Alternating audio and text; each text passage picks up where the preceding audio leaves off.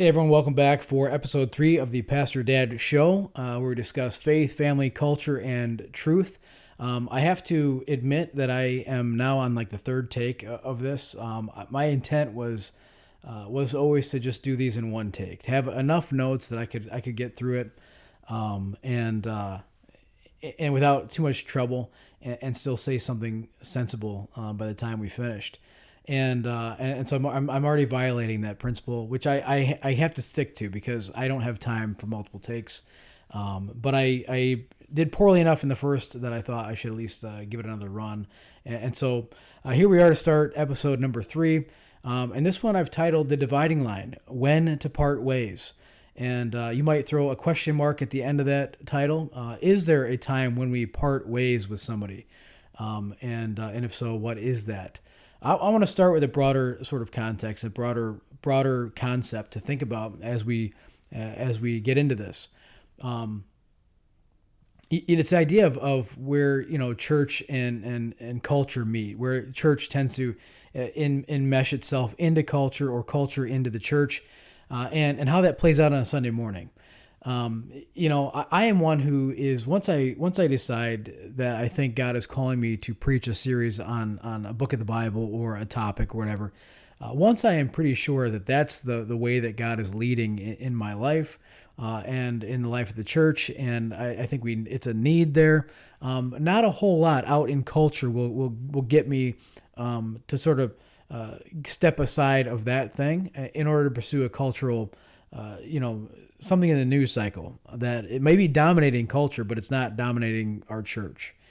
And I want to say sometimes I think it is warranted that you take a week or two off. We did that recently. But sometimes I think most often I think we probably just continue the mission, and maybe it becomes a footnote in a sermon, but not a whole week dedicated to this. I am very, very much, in practice, I live this out because there's all sorts of holidays that come and go in the calendar year, and not every one of them is going to get a special, sermon that's built like a Mother's Day, Father's Day, something like that. And so I usually will not depart from what I feel like God has called me to do in that season of the church that I'm responsible for leading. I won't often get off track to do that, though I have in the past, and so my own congregation knows that about me. In the current cultural milieu, in the last few weeks, we've seen, in front and center of that has been the Charlie Kirk assassination, for which we did take a couple weeks to just address sort of the what leads to something like this, and how do we respond as a church and as a people. And so we took a couple weeks to kind of talk through that. And I think it was helpful. I think it was a God thing. I think I needed to. I couldn't. When I opened up Romans to get back into a book that I am just geeked about. I love the book of Romans, as most preachers do, but I think most Christians do. It's a great book. But as I opened that up to the text that I was going to be in that week, and this never happens for me. It was just like the text refused to say anything to me. Like it just wasn't. It wasn't my normal experience with preparing for a sermon. And then when the time was to come back to Romans, that's exactly what happened. And I was excited about it again. But it was fairly obvious to me that I was supposed to take some time and address that. And it won't always be the case that we do that. But there has been. I wanted to start with this because there's been a sharp sort of like divide in our culture, the church culture that is, with regard to whether or not preachers and church leaders took a week or two off to address this Charlie Kirk thing. There are people out there saying if your pastor didn't talk about the Charlie Kirk assassination, you need a new church.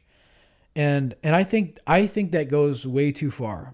I think it goes way too far. And I would challenge anybody that thinks that it doesn't, that would, anybody that was saying those things, I would challenge you to cite chapter and verse for me where you get that. You may feel very strongly about it. That's fine. But that is not a reason to choose or to depart from a church. it's interesting though, because I think we see it happen. We see the extremes all the time. I was contacted about a local vigil for Charlie Kirk, who is first and foremost a Christian. You need to understand that. If the only people that don't know that are the people that are showing out of context clips, that trying to demonize him. The only people that are would say those things or would post those things clearly haven't seen the full context, and it's obvious. It is painfully obvious to those of us that do know the full context of those quotes, or know more the person who Charlie Kirk was. We know that those are just hit jobs, and nobody should be, whether you're a Christian or not, nobody should be doing hit jobs. That's not a good way to be a human being, whether you're Christian or not. So stop it if you're doing that, and watch those fuller contexts. But if you know Charlie Kirk, you know that he was first and foremost a Christian, a man of faith. And when people would ask him, what advice do you have me? If you can only tell me one thing, I got 30 seconds to live. Every single time he'd say something like, give your life to Christ, be saved, be a Christian. And that was the most important thing to him. So, that informs, how I would handle things like a local vigil. We had, like I said, I was contacted by somebody about possibly being involved in this vigil, to either say a few words, say a prayer, or whatever. And of course, they were also looking for, I shouldn't say of course, but they're also looking for, somebody to sing, somebody to perform some music. So we're kind of in discussions about whether or not our church group will do that. But it was striking to me, and this comes to me only by way of sort of hearsay, because I wasn't there. But the idea was that they were having trouble finding a pastor that was willing to kind of be there to speak as a pastor at this event. Why? Because they didn't like the political implications, or what they thought would be political implications of appearing there, especially if it's everything is videotaped, right? So everything is recorded and putting it on the internet. So people are afraid of that. Like I want to be seen as polarizing. I want to be seen as somebody who unifies. And some in the church have made this whole Charlie Kirk thing a dividing line. It's either all or nothing. I was sent a helpful podcast from one of the congregation sent this to me. And you may have heard, if you're in church culture at all, you may have heard of Ruslan. He's got a pretty big podcast, several 100,000 subscribers, I think. But I occasionally will catch an episode. In my pastoral sort of algorithm, it knows I might be interested in these things, so I see a lot of that kind of stuff. But somebody sent it to me directly, so I listened. It was like 12 minutes, and he was just like, he was saying, hey, let's cease and desist the all or nothing sort of approach to this. Like, if your pastor didn't talk about this, he's garbage, or if he did talk about it, he's sold out to politics and he doesn't care about the church. Like, these are not. This is throwing fuel on a fire that's already engulfing the world. It's not necessary. It's not good. It's not healthy. And so his appeal is my appeal. I don't know that there's been any instance where I decided to address something or not address something where en masse people left, or the opposite, en masse people came. I don't think that's ever been the case for me. I have had people leave. I know that I've preached a message and I don't see that person ever again. Like I know that. And so as people, we pick these dividing lines all the time. The non-negotiables, things that we just can't handle. We can't even entertain the idea that we might be wrong in this thing. There are some things like that. The question is, where is that line? So the main idea of today's show is there a dividing line? Is there a dividing line? And if so, how do we know when we have crossed it? How do we know when to part ways with somebody? And is there any sort of guiding principle? Well, I think that there is, and so I'm going to try to walk you through just a few considerations as we discuss this. But I want to offer first two passages of scripture that I think are good bookends on this topic. And there could be a number of other verses that are brought, maybe even better ones than I have. If you think of a better one, drop it in the comment section. I want this to be a place where I learn as much as anybody else does. But let's get that conversation going in the chat. But Romans chapter 12 and verse 18, I think, is a guiding light for us in this. And it's where I want to start. So Romans 12:18, Paul says this: if it is possible, as far as it depends on you, live at peace with everyone. I love that expression because I think it's very nuanced. I think it's very it's layered and very helpfully. It says, if it is possible, knowing that there are situations where it is not possible. It just isn't possible to live at peace with somebody who, let's say, wants you dead. That would be a situation where it's not possible. And then there are situations where it's possible, but the other person is not allowing for it. And so the next clause is, as far as it depends on you, live at peace with everyone. And I love that because it's a good principle for us to always be pursuing peace. I mean, blessed are the peacemakers. And so it's a great thing. It's a wonderful thing to be a peacemaker. But we understand that there are those with whom it is impossible, because it doesn't just depend on us. It depends on the other person. It is impossible to live at peace with them. And I appreciate that out because it doesn't heap a bunch of unwarranted guilt on the person who is trying to win somebody over, trying to win somebody who just cannot be won. And that's a fool's errand when you recognize that dividing line has been crossed, right? I want to balance that verse. I want to balance that verse with another verse, and this is in the Old Testament. And I don't know that anybody's put these two verses together. And so again, if you find better ones, put those in the chat or the comments. But I want to balance it with Amos chapter 3 and verse 3, which says, how can two walk together except they be agreed? At least for the walk. They have to at least be agreed to that principle that they're walking together in order to do so. And so the obvious corollary or the opposite of that is that if they're not agreed, how do they walk? If they're not agreed to go on a walk, they will not be walking together, right? And so those two verses, Romans 12:18 and Amos chapter 3 and verse 3, can kind of serve as bookends to this conversation and extremes. But the pendulum, it seems to me, the pendulum swings wildly from one end to the other. And it turns into this all or nothing culture of I have to have it all this way or all that way. Let me try to explain why that doesn't work. If we choose to accept everything, for instance, perhaps we don't want to be argumentative, and so we're going to kind of just sit back and we're going to be more passive and we'll just accept anything and everything because we're called to be kind, we're called to be polite, we're called to be courteous, we're called to be loving. I would differ perhaps with the way that you would define loving, and I think the Bible is quite clear in a lot of ways, like how we are to love.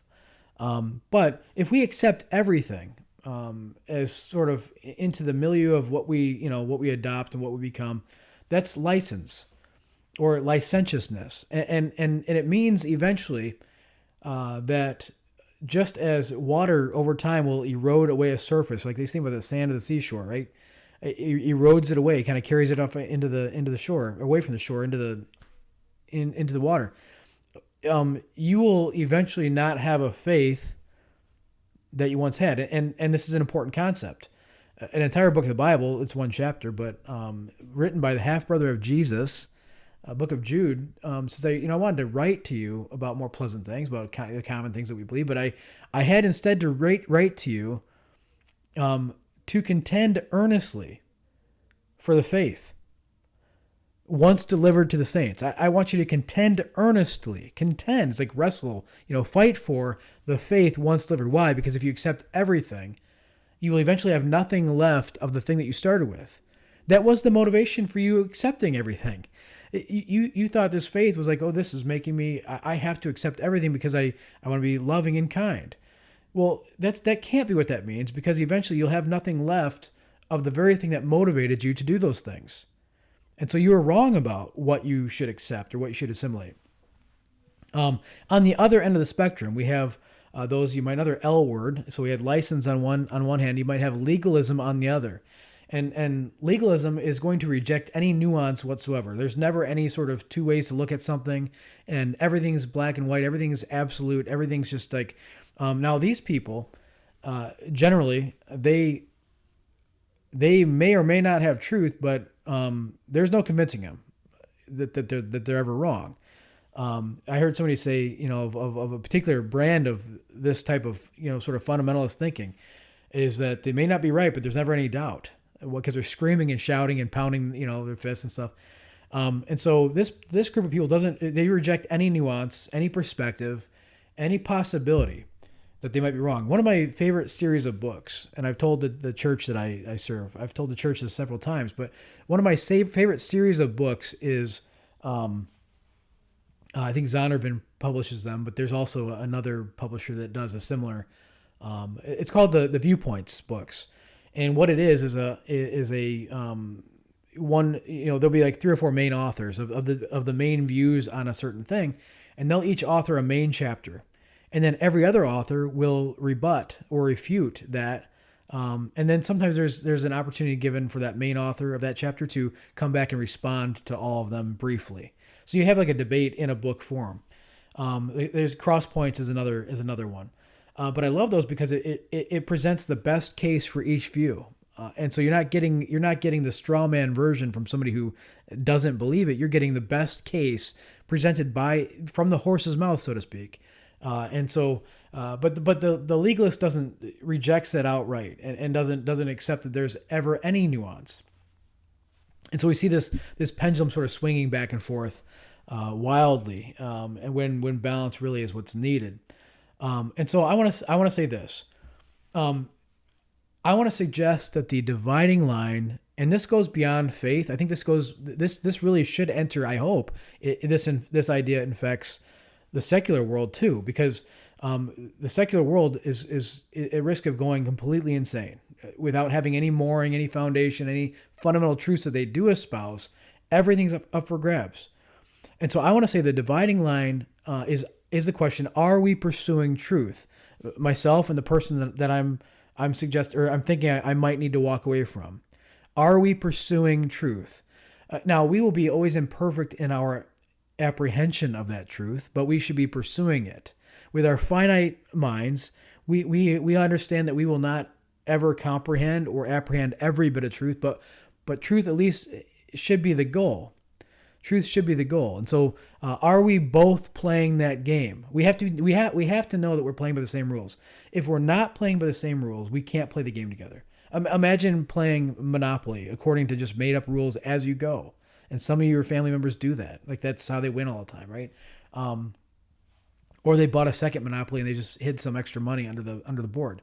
But if you're not playing by the same rules, you can't possibly compete well, or even have a real and honest match. I was thinking of kind of as an illustration, years ago when I was in the Guard. I was in a recon platoon. These are a bunch of brutes, man. They physically fit and tough guys, but not real graceful. And we decided for some PT, some physical training, we were going to do a pickup game of basketball.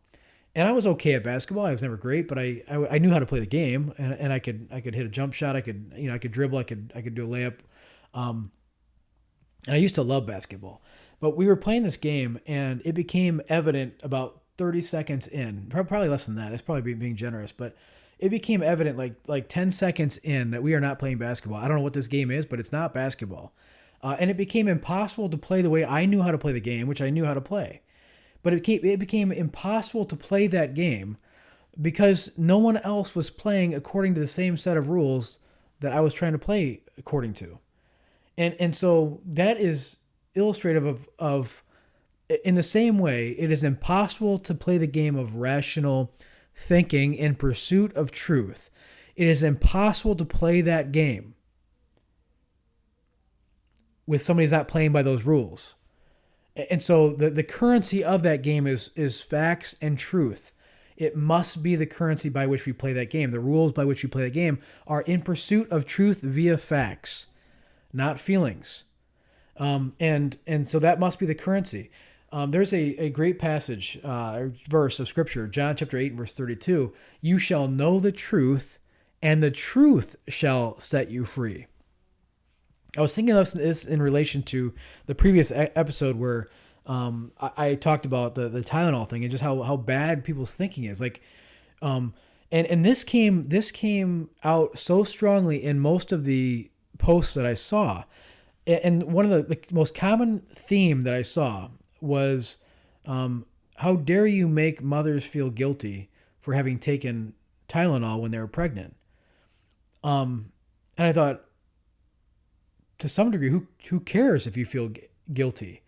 I don't think you should feel guilty because you probably were in keeping with what your doctor told you to do. You have zero reason for guilt. In 99% of the cases, probably zero reason for guilt, unless against your doctor's directives, you're guzzling Tylenol, and then you should feel some shame and guilt. Like we when we do bad things, we do things out of keeping with the truth, and that we know is out of keeping with the truth. We should feel some sort of that's what keeps us from being the worst versions of ourselves that we could be, is that we allow shame and guilt to play a part. But 99% and more of mothers should not feel any guilt. But that doesn't mean science can't. The very same people would argue that science is a changing thing. It's like, okay, we had this percentage of truth before, and science continues to work, and now we have a greater percentage of truth. But I saw these posts saying, how dare you post about this and talk about this? Like, you make mothers feel guilty. Again, feelings, I care about your feelings because I'm a human being, and you matter because you're a human being. But I don't care about feelings in pursuit of truth, because that's going to prevent us from getting the truth, not help us. And so I spent enough time on that. I didn't want to spend that much time, but hopefully that is clear what I'm saying, because we should all be rejoicing if we can find, scientific discoveries can help us with any number of diseases or diagnoses that we see prevailing today. We should be overjoyed, even if it came a day late and a dollar short for us. We should be overjoyed for the next generation of people that we might eradicate another disease or another thing. Don't let your feelings get in the way of actual progress because you're so afraid of feeling guilty about something. The culture today doesn't even know how to have any shame. I was reading in Jeremiah, they're not even able to blush. In Jeremiah's day, saying they're not even able to blush about anything anymore. But there I go, going further into it, even when I said I was gonna hold off. So we may, even if truth is our pursuit, we may at times conclude differently than another. We're different people. Set two people down in a room and talk about any topic, they'll eventually come to a disagreement. There's just no doubt about that. And so that's not to say that we won't still conclude differently and disagree, but we have to at least agree that we're playing by the same rules, that it is facts, it is truth, that is our pursuit down the road of facts that we're going to get there. If we can't believe that, then, or if we can't agree on that, then we really have to, I think, part ways. Now, how does that play out? I want to, I guess, share a couple points of application.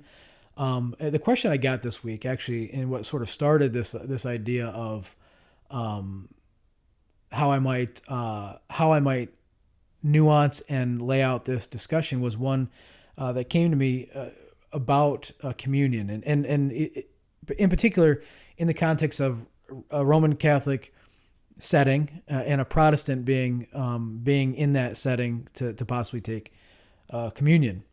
And so insofar as those two people are actual believers in Jesus, and I mean that, like, so they're different denominations, or they're I have my own issues with the Roman Catholic Church, but I believe there's many honest and earnest believers and followers of Jesus in the church. And so far as those two are actual believers, they have a great responsibility to one another. And so inside the church, when we're talking about this, when do we part ways? I would say for true believers, almost never. We have a great responsibility. Galatians chapter 6 and verse 10, I'm going to try to read that to you from the NIV. I think it's one of the more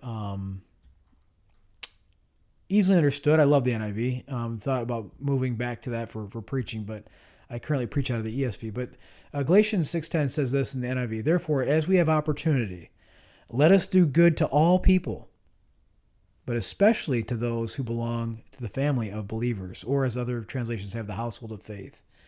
And so we have a responsibility to the world at large, and that is to be kind to everyone. The passage even starts out that way. Be good to everyone that you have an opportunity to be good to, but especially to the household of faith. And so we have a greater responsibility. So the dividing line should be further out for the Christian, or our forbearance should be further out.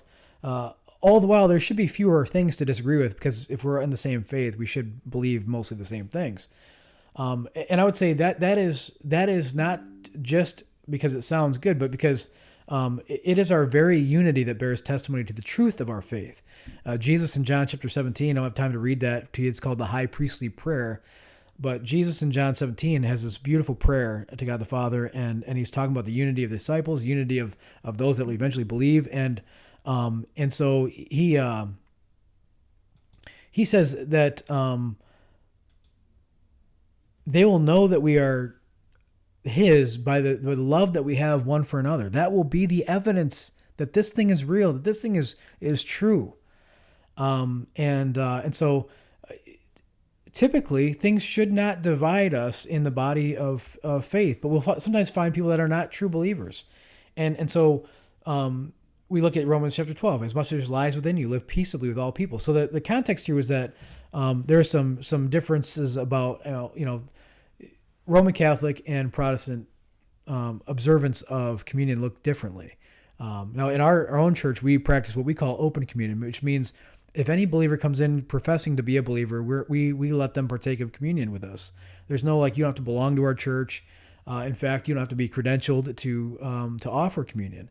It's very different from more high church type groups like the Roman Catholic Church and perhaps Anglican and others. But we practice it pretty openly. Now, as it comes down to this idea of parting ways, is this an item that people should part ways over, the differences in how they observe communion? I don't think so. But again, both parties have to realize that as much as lies within you, live peaceably with all people. And so they themselves have to determine whether or not they can live at peace with the differences that they each hold. I think in good conscience, a person could enter into a context of communion that is different than what they are used to, and with no guilty conscience whatsoever, because they are, as Paul said in 1 Corinthians 11, you proclaim Christ's death until he comes by observing communion. This is an important thing that we constantly convey, the importance and the remembrance of Christ's death. And so if she is able to, she should be able to do that in good conscience, because that's between her and the Lord. Now, would the Roman Catholic Church allow for her to partake in communion, not being Roman Catholic? I don't know all the ins and outs that maybe somebody listening does. But I think that there should be a lot of grace extended, especially to those in the household of faith. Although it should be less necessary, because we should agree on things for the most part. Now, I want to make application outside the church, and maybe this is where it actually is more helpful for the greater number of people. It is outside the church that we should expect church people to find the greatest amount of dissonance, cognitive dissonance. I hear things that I can't possibly believe, and it doesn't resonate, I can't get there, because I hold to a faith once delivered to the saints, as we said from the book of Jude. Now, we are still called to be agreeable, even if we disagree. We don't have to be disagreeable simply because we disagree. But I think in an effort to not ever seem disagreeable, even if we're not trying to be, we might seem disagreeable. In an effort not to seem disagreeable, the trend of the church, I would say, over the last 40, 50 years, I think it's been an obvious trend and a dangerous one, is that the church has tended to assimilate to the culture. So, you go back to that license. We've given up more and more ground to the point where we don't even recognize the faith that we say is the reason we're trying to be nice to people. But is it truly nice if truth is what frees us? In accordance with John chapter 8 and verse 32, if truth is what frees us, Are you truly being loving to assimilate to ideas that are the Bible calls harmful, that the Bible calls wrong or immoral? No, you're not. I'll just answer that for you. You're not being loving. You're being probably. It is probably more cowardice than kindness that is driving what you're doing. And I know that because I have been guilty of it myself.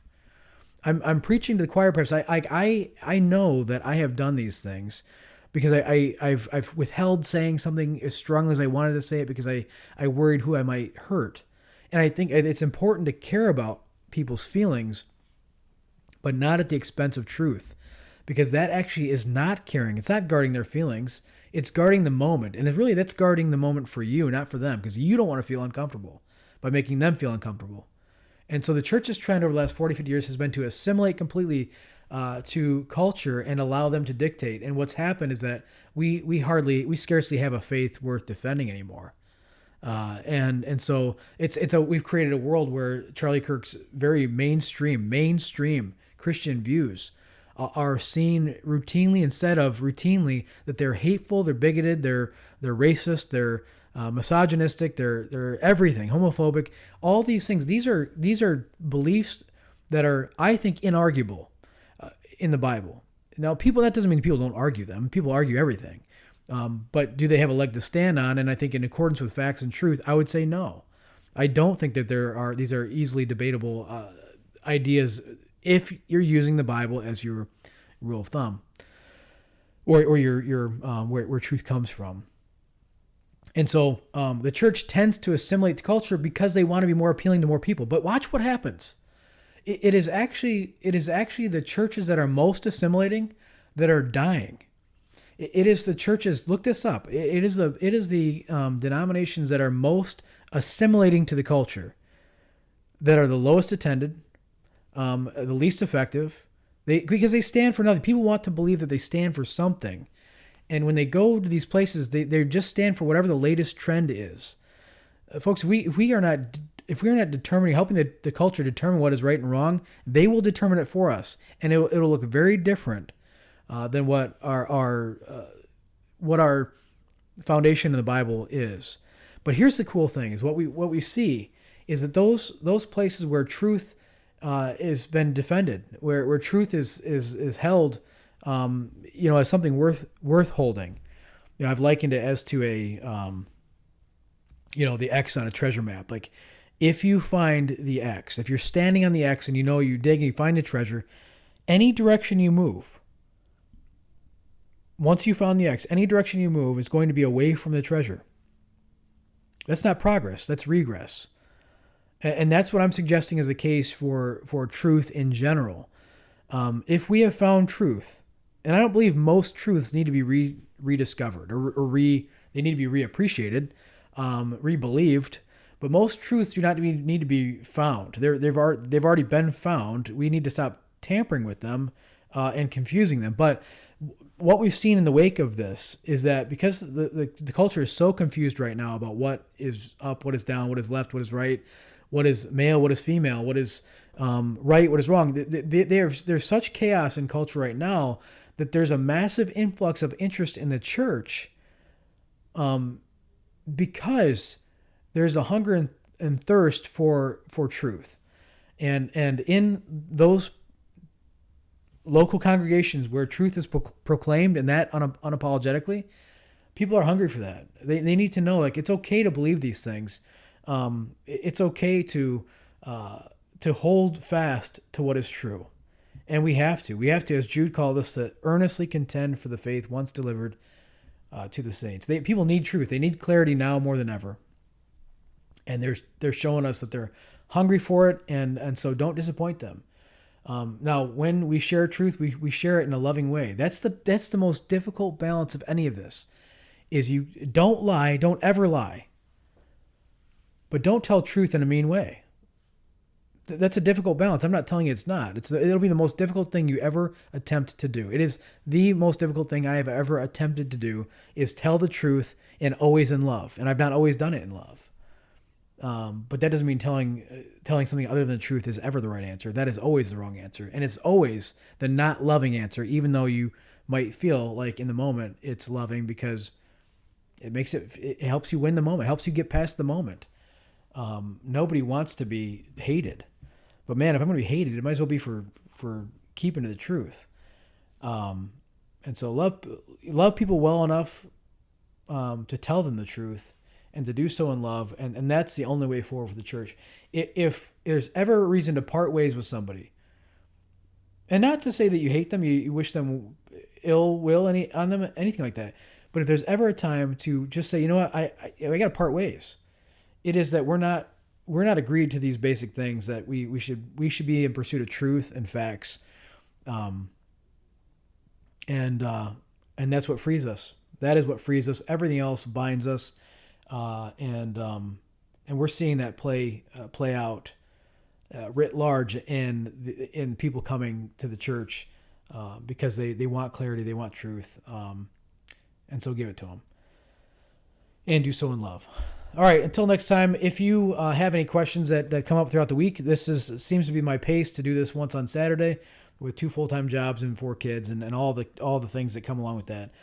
Saturday seems to be the sweet spot for me to try to get one of these out. But keep the questions coming.